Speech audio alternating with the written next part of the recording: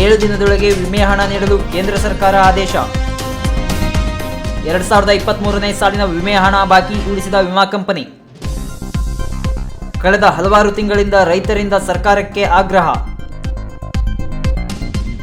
ವಿಮಾ ಹಣ ನೀಡುವಂತೆ ಕೇಂದ್ರ ಹಾಗೂ ರಾಜ್ಯ ಸರ್ಕಾರಕ್ಕೆ ಸಂಸದ ಕಾಗೇರಿ ಪತ್ರ.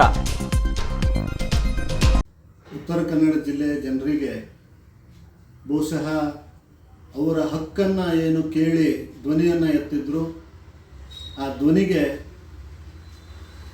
ನಮ್ಮ ಸಂಸದರಾದಂತಹ ವಿಶ್ವೇಶ್ವರ ಹೆಗಡೆ ಕಾಗೇರಿಯವರು ಗಟ್ಟಿ ಧ್ವನಿಯಾದ ಕಾರಣದಿಂದ ಕೇಂದ್ರ ಸರ್ಕಾರ ತಕ್ಷಣದೊಳಗೆ ಒಂದು ವಿಷಯ, ಜನರ ಸಮಸ್ಯೆಯ ವಿಷಯ ಬಂದಾಗ ಸ್ಪಂದಿಸಿರುವುದರ ಕಾರಣದಿಂದ ಉತ್ತರ ಕನ್ನಡ ಜಿಲ್ಲೆಯ ಭಾಗಶಃ ರೈತರಿಗೆ 2023-24ನೇ ಸಾಲಿನ ಹವಾಮಾನ ಆಧಾರಿತ ವಿಮಾ ಪರಿಹಾರ ಏನು ಕಳೆದ ಅಕ್ಟೋಬರ್-ನವೆಂಬರ್ ತಿಂಗಳಲ್ಲಿ ಅವರ ಖಾತೆಗೆ ಜಮಾ ಆಗಬೇಕಾಗಿತ್ತು, ಅದು ಈಗ ಆಗುತ್ತೆ ಅನ್ನುವಂತಹ ಒಂದು ವಿಶ್ವಾಸದ ಹಂತಕ್ಕೆ ನಾವು ಬಂದು ನಿಂತಿದ್ದೇವೆ.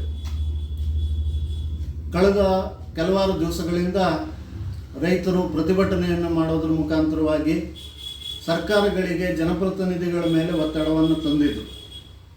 ಈ ವಿಚಾರವಾಗಿ 18/1/2025ಕ್ಕೆ ನಮ್ಮ ಉತ್ತರ ಕನ್ನಡ ಜಿಲ್ಲೆಯ ಸಂಸದರಾದಂತಹ ವಿಶ್ವೇಶ್ವರ ಹೆಗಡೆ ಕಾಗೇರಿಯವರು ರಾಜ್ಯ ಸರ್ಕಾರಕ್ಕೆ ಮತ್ತು ಕೇಂದ್ರ ಸರ್ಕಾರಕ್ಕೆ ಪತ್ರವನ್ನು ಬರೆದು ಸ್ವತಃ ಅಧಿಕಾರಿಗಳನ್ನು ಭೇಟಿಯಾಗಿ ರೈತರಿಗೆ ನೀಡಬೇಕಾದಂತಹ ವಿಮಾ ಪರಿಹಾರದ ಹಣವನ್ನು ತಕ್ಷಣದಲ್ಲಿ ಇನ್ಶೂರೆನ್ಸ್ ಕಂಪನಿಯಿಂದ ಬಿಡುಗಡೆ ಮಾಡಿಸಬೇಕು ಅನ್ನುವಂತಹ ಒತ್ತಾಯ ಇತ್ತು.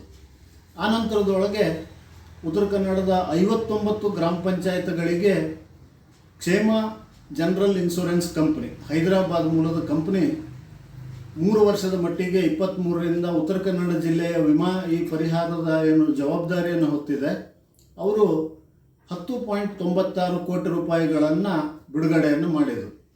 ಆದರೆ ಉಳಿದಂತಹ ಭಾಗಶಃ ರೈತರಿಗೆ, ಸುಮಾರು 32,000 ರೈತರಿಗೆ ಪರಿಹಾರ ಏನು ದೊರಕಬೇಕಾಗಿತ್ತು, ಅದರೊಳಗೆ ಕೇವಲ ಒಂದು 20% ರೈತರಿಗೆ ಮಾತ್ರ ಪರಿಹಾರವನ್ನು ಬಿಡುಗಡೆ ಮಾಡಿ, ಉಳಿದ 80% ರೈತರಿಗೆ ಮಳೆ ಮಾಪನದ ದಾಖಲೀಕರಣ ಸರಿಯಾಗಿ ಆಗಲಿಲ್ಲ ಅನ್ನುವಂತಹ ಕಾರಣವನ್ನು, ಒಂದು ನೆಪವನ್ನು ಒಡ್ಡಿ ವಿಮಾ ಪರಿಹಾರ ನೀಡಬೇಕಾದಂತಹ ಇನ್ಶೂರೆನ್ಸ್ ಕಂಪನಿ ಹಣವನ್ನು ಕೊಡೋದಕ್ಕೆ ಹಿಂದೇಟು ಹಾಕ್ತಾ ಇತ್ತು. ರೈತರು ಹೋರಾಟವನ್ನು ಮಾಡಿದರು, ಜನಪ್ರತಿನಿಧಿಗಳು ಹೋರಾಟವನ್ನು ಆರಂಭಿಸಿದರು.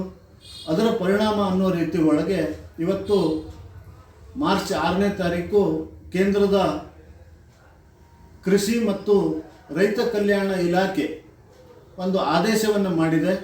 ಇನ್ಶೂರೆನ್ಸ್ ಕಂಪನಿಗೆ ತಕ್ಷಣದೊಳಗೆ ಇವತ್ತಿನಿಂದ 7 ದಿವಸದ ಒಳಗಡೆಯಲ್ಲಿ ಉತ್ತರ ಕನ್ನಡ ಜಿಲ್ಲೆಯ ಎಲ್ಲ ರೈತರಿಗೆ ವಿಮಾ ಪರಿಹಾರವನ್ನು ಜಮಾ ಮಾಡಬೇಕು ಅನ್ನುವಂತಹ ಆದೇಶ ಮಾಡಿರೋದನ್ನು ನಾನು ಎಲ್ಲ ರೈತರ ಪರವಾಗಿ ಹೃತ್ಪೂರ್ವಕವಾಗಿ ಸ್ವಾಗತವನ್ನು ಮಾಡುತ್ತೇನೆ.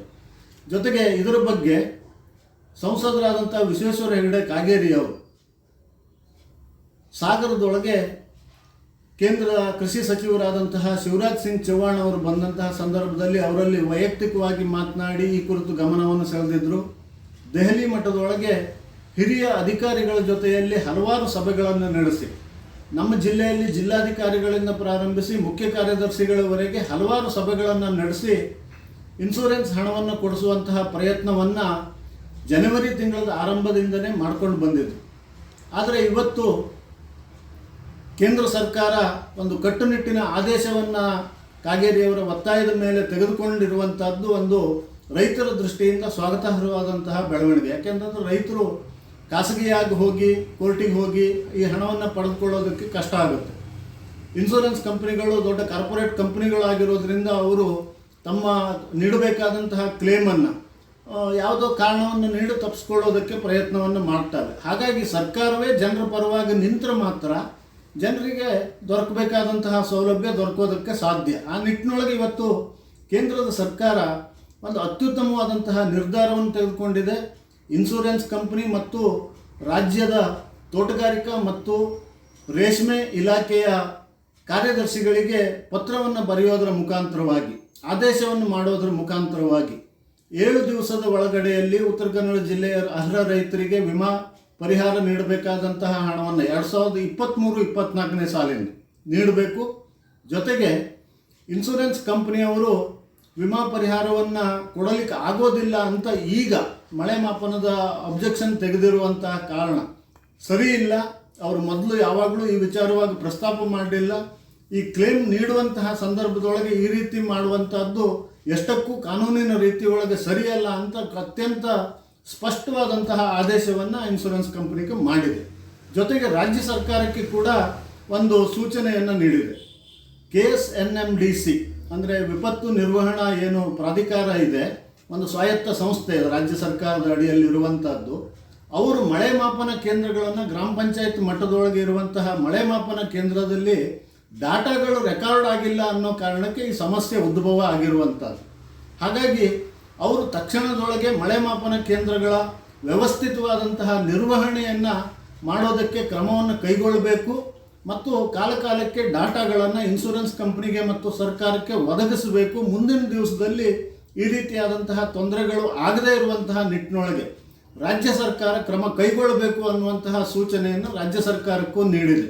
ಇದು ಜೊತೆಗೆ ಇದರ ಏನು ಫಲಶ್ರುತಿ ಇದೆ ಅನ್ನುವಂಥದ್ದನ್ನು 2 ವಾರದ ಒಳಗೆ ಕೇಂದ್ರ ಸರ್ಕಾರಕ್ಕೆ ವರದಿಯನ್ನು ನೀಡಬೇಕು ಅನ್ನುವಂತಹ ಸ್ಪಷ್ಟ ಆದೇಶ ಇದೆ.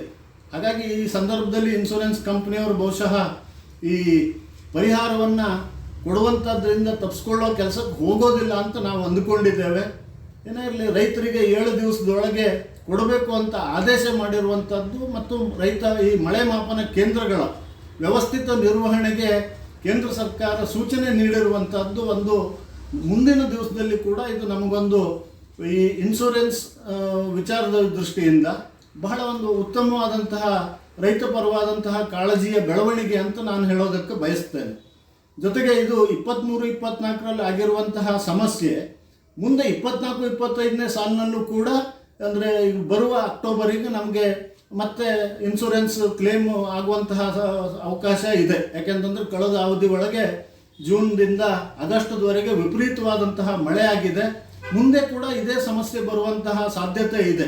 ಆ ನಿಟ್ಟಿನೊಳಗೆ ಸಂಸದರಾದಂಥ ಕಾಗೇರಿಯವರು ಒಂದು ಆಲೋಚನಾಪೂರ್ವವಾದಂತಹ ನಿರ್ಣಯವನ್ನು ಕೈಗೊಂಡು ಕೇಂದ್ರ ಸರ್ಕಾರ ಆ ನಿಟ್ಟಿನೊಳಗೆ ರೈತರ ಪರವಾಗಿ ಒಳ್ಳೆಯ ಒಂದು ತೀರ್ಮಾನವನ್ನು ತೆಗೆದುಕೊಂಡು ರಾಜ್ಯ ಸರ್ಕಾರ ಮತ್ತು ಇನ್ಶೂರೆನ್ಸ್ ಕಂಪನಿಗೆ ಸೂಚನೆ ಕೊಟ್ಟಿರುವಂತಹದ್ದು ಸ್ವಾಗತಾರ್ಹ ಮತ್ತು ಅವರ ಪ್ರಯತ್ನಕ್ಕೆ ನಾನು ರೈತರ ಪರವಾಗಿ ಅಭಿನಂದನೆಗಳನ್ನು ಹೇಳೋದಕ್ಕೆ ಬಯಸ್ತೇನೆ. ಇನ್ನೊಂದು ವಿಚಾರ ಅಂತಂದರೆ ಇದರೊಳಗೆ ಹಲವಾರು ರೀತಿಯೊಳಗೆ ರಾಜಕೀಯವಾದಂತಹ ಕೆಸರೆರಚಾಟ ಕೂಡ ಆರಂಭ ಆಗಿತ್ತು. ರಾಜ್ಯದವರು ಇದು ಕೇಂದ್ರದವರು ನೋಡ್ಕೊಳ್ಬೇಕು ಅಂತ ಹೇಳುವಂಥದ್ದು, ಇದನ್ನು ಯಾರು ನೋಡ್ಕೊಳ್ಬೇಕು ಹೇಳುವಂಥದ್ರ ಬಗ್ಗೆ ಜನರಿಗೆ ಗೊತ್ತಾಗದೇ ಇರುವಂತಹ ರೀತಿಯೊಳಗೆ ಹೇಳಿಕೆಗಳು ದಿನ ಒಂದೊಂದು ಹೇಳಿಕೆಗಳು ಬರ್ತಾ ಇದ್ವು. ಆದರೆ ಇವತ್ತು ಕೇಂದ್ರ ಸರ್ಕಾರ ಅದಕ್ಕೆಲ್ಲ ಒಂದು ಇತಿಶ್ರೀಯನ್ನು ಹೇಳಿ ಸ್ಪಷ್ಟವಾದಂತಹ ತೀರ್ಮಾನವನ್ನು ಆದೇಶದ ಮುಖಾಂತರವಾಗಿ ಇವತ್ತು ನೀಡಿದೆ. ಅಂದರೆ ರಾಜ್ಯ ಸರ್ಕಾರ ಈ ಮಳೆ ಮಾಪನ ಕೇಂದ್ರಗಳನ್ನು ಸರಿಯಾಗಿ ನಿರ್ವಹಣೆ ಮಾಡಿ ರೈತರಿಗೆ ಕೊಡಬೇಕಾದಂತಹ ಇನ್ಶೂರೆನ್ಸ್ ಕೊಡುವಂತಹ ಸಂದರ್ಭದೊಳಗೆ ಪರಿಹಾರ ಕೊಡುವಂತಹ ಸಂದರ್ಭದಲ್ಲಿ ಕೊಡುವಂತಹ ಕೆಲಸವನ್ನು ಮಾಡಬೇಕು. ಇಲ್ಲದೆ ಹೋದರೆ ಕೇಂದ್ರ ಸರ್ಕಾರ ಇದಕ್ಕೆ ಯಾವ ರೀತಿಯಾದಂತಹ ಸೂಕ್ತ ಕ್ರಮವನ್ನು ಇನ್ಶೂರೆನ್ಸ್ ಕಂಪನಿಗಳ ಮೇಲೆ ಅಥವಾ ರಾಜ್ಯ ಸರ್ಕಾರಕ್ಕೆ ಸೂಚನೆಗಳನ್ನು ಕೊಡಬೇಕು ಅನ್ನುವಂಥದ್ದನ್ನು ತಾನು ಮಾಡ್ತೇನೆ ಹೇಳುವಂಥದ್ದು ಇವತ್ತಿನ ಆದೇಶದಲ್ಲಿ ಸ್ಪಷ್ಟವಾಗಿ ಉಲ್ಲೇಖ ಆಗಿದೆ. ಆ ನಿಟ್ಟಿನೊಳಗೆ ಇದು ಏನೇ ಇರಲಿ, ರಾಜ್ಯ ಸರ್ಕಾರ ಇರಲಿ, ಕೇಂದ್ರ ಸರ್ಕಾರ ಇರಲಿ, ರೈತರ ನೆರವಿಗೆ ಕಷ್ಟದಲ್ಲಿದ್ದಾಗ ಬರಬೇಕು. ರೈತರು ಕಳೆದ 2-3 ವರ್ಷಗಳಿಂದ ಪ್ರಾಕೃತಿಕ ವಿಕೋಪದ ಕಾರಣದಿಂದ ತೀರಾ ಹಾನಿಯನ್ನು ಅನುಭವಿಸ್ತಾ ಇದ್ದಾರೆ. ಹಾಗಾಗಿ ಅವರಿಗೆ ದೊರಕಬೇಕಾದಂತಹ ಅವರ ಹಕ್ಕು, ಇನ್ಶೂರೆನ್ಸ್ ಪ್ರೀಮಿಯಮನ್ನು ಕಟ್ಟಿದ್ದಾರೆ, ಆ ಹಣ ಅವರಿಗೆ ತಕ್ಷಣದೊಳಗೆ ಈಗ ಈ ವರ್ಷ ಅವರು ಬಡ್ಡಿ ಸಮೇತವಾಗಿ ಕೊಡಬೇಕು. ಅಂದರೆ ಅಕ್ಟೋಬರ್ ತಿಂಗಳದಿಂದ ಅವರು ಜಮಾ ಮಾಡುವವರೆಗೆ ಕೂಡ ಇದಕ್ಕೆ ಕಾಂಟ್ರಾಕ್ಟ್ನೊಳಗೆ ಇದೆ, ಅದನ್ನು ಕೂಡ ಕೇಂದ್ರ ಸರ್ಕಾರ ಸ್ಪಷ್ಟಪಡಿಸಿದೆ. ಆ ನಿಟ್ಟಿನೊಳಗೆ ಇನ್ಶೂರೆನ್ಸ್ ಕಂಪನಿ ಆ ರೀತಿಯಲ್ಲಿ ನಡೆದುಕೊಳ್ಳಿ. ರಾಜ್ಯ ಸರ್ಕಾರ ಕೂಡ ಮುಂದಿನ ದಿವಸದಲ್ಲಿ ಈ ರೀತಿಯಾದಂತಹ ತೊಂದರೆಗಳು ಆಗದೇ ಇರುವಂತಹ ರೀತಿಯೊಳಗೆ ಸೂಕ್ತವಾದಂತಹ ನಿರ್ವಹಣೆಯನ್ನು ಮಾಡಿ ರೈತರ ಹಿತಾಸಕ್ತಿಯನ್ನು ಕಾಯಲಿ ಅನ್ನುವಂತಹ ಆಗ್ರಹವನ್ನು ಮಾಡುತ್ತೇನೆ. ಕೇಂದ್ರ ಸರ್ಕಾರಕ್ಕೆ ಮತ್ತು ಕಾಗೇರಿ ಅವರಿಗೆ ಮತ್ತೊಮ್ಮೆ ಈ ವಿಶೇಷ ಪ್ರಯತ್ನಕ್ಕೆ ಅಭಿನಂದನೆಯನ್ನು ಹೇಳುತ್ತೇನೆ. ವೀಕ್ಷಕ ಮಹಾಪ್ರಭುಗಳೇ, ನಮ್ಮ ಚಾನಲ್ ಅನ್ನು ಸಬ್ಸ್ಕ್ರೈಬ್ ಮಾಡಿ, ಶೇರ್ ಮಾಡಿ ಪ್ರೋತ್ಸಾಹಿಸಿ.